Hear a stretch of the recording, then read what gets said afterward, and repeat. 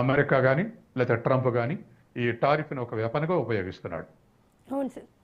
So Trump విధించే ఈ tariff భారాన్ని నిజంగా రష్యానే భరిస్తుందా, లేకపోతే అమెరికన్ దిగుమతిదారులు కావచ్చు, భారత ఎగుమతిదారులు కావచ్చు, లేదంటే వినియోగదారులు నష్టపోయే అవకాశం ఉందా? రష్యా నుంచి అమెరికాకు పెద్దగా ఎగుమతులు లేవు. ట్రేడు ఆ, మనకు అమెరికాకు దరిదాపు $135 బిలియన్ ట్రేడ్ ఉంది. ఇంతకుముందు చెప్పినట్టు 86 ప్లస్ 41 46. అట్లే చైనాకు దానికి ఇంకా పెద్ద ట్రేడ్ ఉంది. మన $130 బిలియన్ అయితే వాళ్ళ $600 బిలియన్. సర్ప్లస్ కూడా 250 నుంచి $300 బిలియన్ చైనా సర్ప్లస్ ఉంది అమెరికాతో పోలిస్తే. కాబట్టి రష్యాతోటి పెద్దగా అమెరికాకు ట్రేడ్ లేదు, కానీ మన రెండు దేశాలతోటి పెద్ద ట్రేడ్ ఉంది. మనం జాగ్రత్త పడాలని చెప్పేసి, మన మీద భారం పడాలని చెప్పేసి, మనం రష్యా నుంచి ఆయిల్ దిగుమతి చేసుకోకుండా ఉండాలని చెప్పేసి, మన రెండు దేశాలు దిగుమతి చేసుకోకుంటుంటే 15% దిగుమతి చేసుకోవాలని చెప్పేసి, దీనివల్ల రష్యా ఎగుమతులు ఆగిపోతే రష్యాకు రెవెన్యూ తగ్గిపోతుంది. దాంతో ఉక్రెయిన్ మీద యుద్ధం చేసే క్యాపబిలిటీస్ తగ్గుతాయి అనేది ట్రంప్ యొక్క ఆలోచన. దీంతో తర్వాత ఆయన ఒక్క దెబ్బకు రెండు సాధించాలనే లక్ష్యం ఇంకోటి ఉన్నది. ఈ విధంగా టారిఫ్లు వేధిస్తే చైనాలో కానీ భారతదేశంలో కానీ అమెరికా కంపెనీలే కాకుండా ఇతర దేశాల కంపెనీలు కూడా ఈ టారిఫ్లతోటి ఎగుమతులు చేయాలంటే కష్టం. కాబట్టి వీళ్ళు వచ్చి అమెరికాలోనే ఇండస్ట్రీస్ పెట్టాలి, అమెరికాకు క్యాపిటల్ ఎక్స్పోర్ట్ చేయాలి, అమెరికాలో ఎంప్లాయ్మెంట్ పెరగాలన్నటువంటి మరొక వ్యూహం కూడా, ఈ ద్విముఖ వ్యూహంతో వాళ్ళ టారిఫ్ల్ని పెంచి అమలు చేస్తాడు. అది ఏ మేరకు సక్సెస్ అవుతాడు, గత ఏడాదిగా సక్సెస్ అయినట్టు ఏమి ఆధారాలు అవపడలేదు. కానీ ఆయన వాంఛ మాత్రం అది. వాళ్ళ దేశాల్లో క్యాపిటల్ పెరగాలి, ఎంప్లాయ్మెంట్ పెరగాలనేది ఒక లక్ష్యం. ఇతర దేశాల నుంచి వచ్చేటువంటి వాటిని టారిఫ్లు వేసి డిస్కరేజ్ చేస్తే వాళ్ళు అమెరికా వచ్చి పెట్టుబడి పెడతారనేది రెండవది. కాబట్టి ఈ రెండు రకాలుగా ఇవాళ టారిఫ్ని ఉపయోగిస్తుండు. మన దేశం నుంచి వచ్చినప్పుడు మనకు ఎగుమతులలో ప్రధానంగా ఒక $10 బిలియన్, $12 బిలియన్ జ్యువెలరీ, ఒక $10 బిలియన్ ఎలక్ట్రికల్స్, మరొక $10 బిలియన్ ఇంకేట ఉన్నాయి. మిగతా అన్ని ఇప్పుడు రొయ్యలు $2.2 బిలియన్ ఇంకా ఇళ్ళ చిల్లర ఉన్నాయి. ఈ మనం ఎగుమతులు చేసే దాంట్లో మేజర్ కాంట్రిబ్యూషన్. వీటి మీద కొన్నాళ్ళు మనం ఇబ్బందులు పడాల్సి వస్తుంది. ఆ మధ్య 50 రోజులు దిగుమతి చేసినప్పుడు కూడా, ఇలాంటి పని చేసినప్పుడు కూడా మన దేశం వెంటనే ఇతర దేశాలతోటి బయలాటరల్ అగ్రిమెంట్లు చేసుకోవటం, ఇతర దేశాలకు ఎగుమతులు మార్కెటింగ్ సౌకర్యాలు వెతుక్కోవటం చేశాం. కాబట్టి తాత్కాలికంగా కొంతకాలం ఇతర దేశాలతోటి కోఆర్డినేషన్ పెరిగేంత వరకు ఈ 3-4 రంగాల్లో ఇబ్బందులు పడాల్సి వస్తుంది. అందుకని అందులో పోయినసారి 50%, ఇప్పుడు 100% అంటుండు. ముందు 500% అనడు, ఇప్పుడు 100% విధిస్తా అంటుండు. ఆగస్టు 31కి హౌస్ ఆఫ్ రిప్రజెంటేటివ్స్ ఆమోదిస్తే అది అధ్యక్షుని సంతకం కానీ ఇది అమలుకు వస్తుంది. అప్పుడు మనం ఈ 3-4 రంగాల్లో textiles $10 billion, jewellers $12 billion, electricals ఒక $9-10 బిలియన్. మేజర్ ఇవి ఎక్స్పోర్ట్స్. ఈ రంగాల్లో మనం వేరే మార్కెట్ ఎత్తుకునేంత వరకు కొన్ని ఇబ్బందులు పడాల్సి వస్తుంది. అవును సార్. సో ఇప్పుడు భారత్ రష్యన్ ఆయిల్ కొనుగోలును తగ్గిస్తే కనుక ప్రత్యామ్నాయంగా ఏ దేశాల నుంచి మళ్ళీ మనం చమురుని దిగుమతి చేసుకోవచ్చు, అండ్ మన మీద ఎంత భారం పడే అవకాశం ఉంది? పోయినసారి ఎక్స్పీరియన్స్ తోటి, ఒక 2 నెలల కింద ఎక్స్పీరియన్స్ తోటి మనం డైవర్సిఫైడ్ ఇంపోర్ట్స్ చేసుకున్నాం.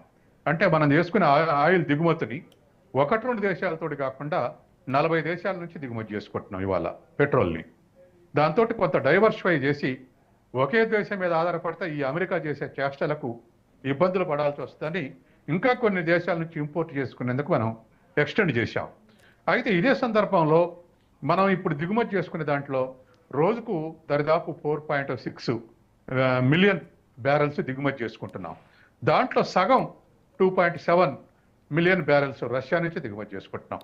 దరిదాపు 50%, 100% దిగుమతి చేసుకుంటే అందులో 50% రష్యా నుంచి దిగుమతి చేసుకుంటున్నాం.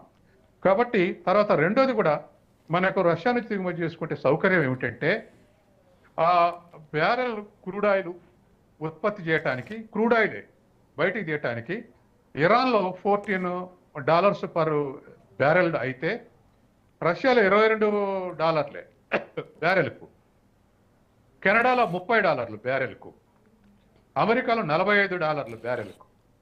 అంటే ఇవాళ దరిదాపు తక్కువ ధరకు ఇరాన్ నుంచి కానీ రష్యా నుంచి కానీ దిగుమతి చేసుకునే సౌలభ్యం ఉంది. కెనడా నుంచి అమెరికాని దిగుమతి చేసుకోవాలంటే బ్యారెల్ $30, $45. రష్యా నుంచి అయితే $22 వాళ్ళకి అయ్యే ఖర్చు.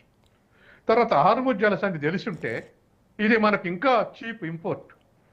బ్యారెల్ ఇంపోర్ట్ చేసుకోవడానికి $1 బ్యారెల్ పడేది. అదే అమెరికాను దిగుమతి చేసుకోవాలంటే $14.5. కాబట్టి మనల్ని చౌకగా రష్యా నుంచి దిగుమతి చేసుకోవడానికి అడ్డంకిగా మారుతుంది. తక్కువ ధరలు తక్కువ ట్రాన్స్పోర్ట్ ఖర్చుతో దిగుమతి చేసుకోవడానికి హార్ముజ్ జలసంధి క్రైసిస్ మనకు అడ్డం వస్తుంది. కాబట్టి ఇవాళ ఆయిల్ దిగుమతి చేసుకోవాలంటే అందులో మన దేశంలో 100లో 88% దిగుమతి చేసుకుంటున్నాం పెట్రోల్ ఆయిల్, క్రూడ్ ఆయిల్. మన దేశంలో డొమెస్టిక్ ప్రొడక్షన్ 12%, కానీ 88% దిగుమతి చేసుకుంటున్నాం. దీంట్లో 50% రష్యా నుంచి దిగుమతి చేసుకుంటున్నాం. ఈ కాంపోజిషన్లో మనకు రష్యా నుంచి దిగుమతి చేసుకోవద్దని ఆంక్షలు విధిస్తే వాడికి ట్రంప్కు మరొక ప్రయోజనం కూడా ఉంది. ఇప్పుడు వెనిజులా మధురను ఎత్తుకెళ్ళి వెనిజులా ఆయిల్ బావుల్ని అమెరికన్ ఎంఎన్సీలు మల్టీనేషనల్ కంపెనీస్ ఆక్రమించినాయి. ఇప్పుడు వెనిజులా నుంచి దిగుమతి చేసుకోమంటాడు, అంటే అమెరికన్ కంపెనీలు కొనమంటాడు. మనం తప్పనిసరి కొనాల్సిన పరిస్థితి వస్తుంది. కాబట్టి రష్యా మీద ఆంక్షలు పెట్టి అనేక విధాలుగా అమెరికా కార్పొరేట్ కంపెనీ మీద ఆధారపడే విధంగా మనల్ని తయారు చేయడానికి ఈ చట్టం తీసుకొస్తాడు. అవును సార్, ఇంతకుముందు మీరు చెప్పారు 100% కనుక టారిఫ్ అమల్లోకి వస్తే ఈ ఫార్మా కానీ, ఇంజనీరింగ్ కానీ, జెమ్స్ కానీ, జ్యువెలరీ రంగాలు తీవ్రంగా ప్రభావితం అవుతాయి ఇంత పర్సంటేజ్తో అని చెప్పారు.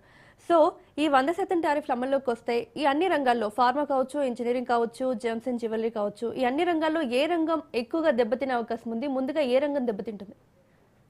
ముందుగా ఫార్మసీ దెబ్బతింటుంది. ఎందుకంటే ఫార్మసీ వాళ్ళ దగ్గర ప్రొడక్షన్ లేదు. వాళ్ళు మార్కెటింగ్, అమెరికాలో మార్కెటింగ్ చేయటం లేదా బిజినెస్ చేయటం తప్ప ప్రొడక్షన్ లేదు. మనమే ఎక్స్పోర్ట్ చేసేది. కాబట్టి మనం ఎక్స్పోర్ట్ చేస్తున్నాం కాబట్టి మన దరిదాపు జనరిక్ మెడిసిన్స్ ఎక్కువ ఎగుమతి చేస్తున్నాం. ఇప్పుడు అవి ఎఫెక్ట్ అయితే అమెరికాకేం ధరలు పెరుగుతాయి, ఏది మెడిసిన్స్ యొక్క ధరలు పెరుగుతాయి, మనకేమో ఎక్స్పోర్ట్ నిర్వీర్యం అయిపోతుంది. కాబట్టి మనకు ఫార్మా మీద ఇమీడియట్గా దెబ్బపడే అవకాశం ఉంది. అట్లాగే గత 60 రోజుల ఎక్స్పీరియన్స్ ఏమిటంటే శ్రింప్స్, అంటే రొయ్యలు. ఈ రొయ్యల మీద వాళ్ళు 50% పెంచిన క్వాలిటీ, మన రొయ్యలు బాగున్నాయి అని చెప్పేసి పెంచిన ధరలకు అమెరికా మార్కెట్లో కొన్నారు మన రొయ్యల్ని. దాంతో ఆ భారం అమెరికన్స్ మీదనే పడింది. మన మీద టారిఫ్ ఏదిచ్చినప్పటికీ ఎక్కువ ధరలైనా మన రొయ్యలే కొన్నారు. కాబట్టి అది అమెరికన్ కస్టమర్స్ మీద పడింది. కాబట్టి మన ఎక్స్పోర్ట్స్ క్వాలిటీ ఉన్నాయి అనుకుంటే మిగతా దోషాలతో పోలిస్తే మన వస్తువులకు అలవాటు పడి ఉంటే ధరలు పెంచిన తర్వాత కూడా మన కొంటే ఆ భారం అమెరికా ప్రజల మీద, అమెరికా దిగుమతిదారుల మీద పడుతుంది. అట్లా కాదు, మనకు ఆల్టర్నేటివ్ క్వాలిటీలో కానీ క్వాంటిటీ కానీ ఉన్నాయన్నప్పుడు ఇతర దేశాలకు కొంత లాభపడేటువంటి అవకాశం ఉంది. అది కంట్రీ టు కంట్రీ ట్రేడ్ చూసినప్పుడు ఎవరంతా లాభపడతారనేది లెక్క చెప్పవచ్చు. సార్, ఇప్పుడు రష్యాతో చమురు కొనుగోళ్ల విషయంలో భారత్ ఎలాంటి వ్యూహాన్ని అమలు చేస్తే బాగుంటుంది ఇప్పుడు అమెరికా సుంకాలు విధిస్తున్న నేపథ్యంలో? మొన్ననే కేంద్ర ప్రభుత్వం 81,000 కోట్లు కేటాయించింది సముద్రంలో పెట్రోల్ వెతకమని. ఇప్పటికే మనకు బాంబే హైలో, మిగతా చోట్ల సముద్రంలో పెట్రోల్ ఉత్పత్తి చేస్తున్నారు.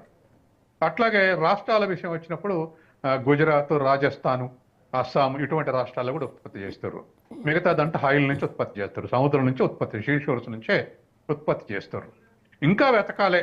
ఇప్పుడున్నటువంటి వరల్డ్ పరిస్థితులలో మన డొమెస్టిక్ ప్రొడక్షన్ పెంచాలని చెప్పేసి మొన్ననే సుమారు 80,000 కోట్ల పైన వీటి కేటాయించారు. సముద్రంలో సెర్చ్ చేయండి అని.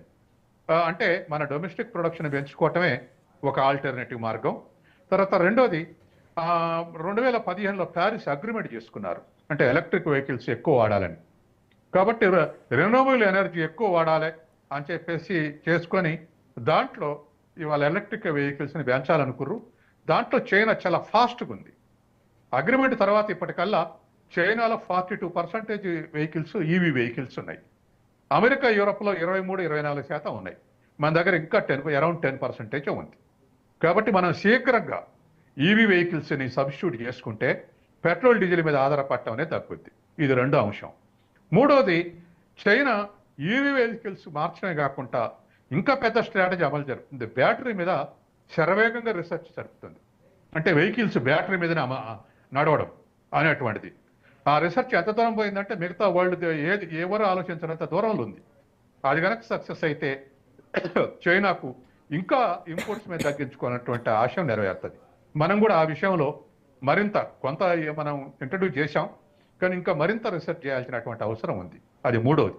నాలుగోది, రెన్యూబుల్ ఎనర్జీ అన్నప్పుడు మనకున్నటువంటి షేర్లు ఎక్కువ షేర్ ఇప్పటికి కూడా థర్మల్ ఎనర్జీ ఉంది, అంటే బొగ్గుని మార్చడమే ఉంది. అట్లా కాకుండా హైడ్రో ఎలక్ట్రికల్సే కాకుండా ఇంకా విండ్ ఎనర్జీ పెరిగింది, మనకు పెరుగుతుంది. సోలార్ ఎనర్జీ ఇంకా కొద్దిగా ఫాస్ట్గా ఉంది. ఆటమిక్ ఎనర్జీ, ఇటువంటి అన్ని కూడా వాటి షేర్ పెంచి మనం వీటి మీద ఈ ఆయిల్ దిగుమతులు చేసుకునే దాని మీద ఆధారపడటం తగ్గించుకుంటే రానున్న కాలంలో ఈ సంక్షోభాన్ని ఎదుర్కొనేటువంటి అవకాశం ఉంది. Yes sir. సో ఇప్పుడు ఈ పరిణామాన్ని మనం ఏ విధంగా చూడాలి అంటే ఒక చమురు కొనుగోలు విషయమనే కాదండి, ఏదైనా కూడా ఒకే ప్రాంతం మీద ఒకే దేశం మీద ఎక్కువగా డిపెండ్ అయితే ఇలాంటి పరిణామాలు ఏ దేశమైనా ఎదుర్కొంటుంది. కాబట్టి దీన్ని ఒక గుణపాఠంగా మనం తీసుకోవచ్చా? ఎస్, ఖచ్చితంగా. 7 ఏళ్ల కిందట చైనా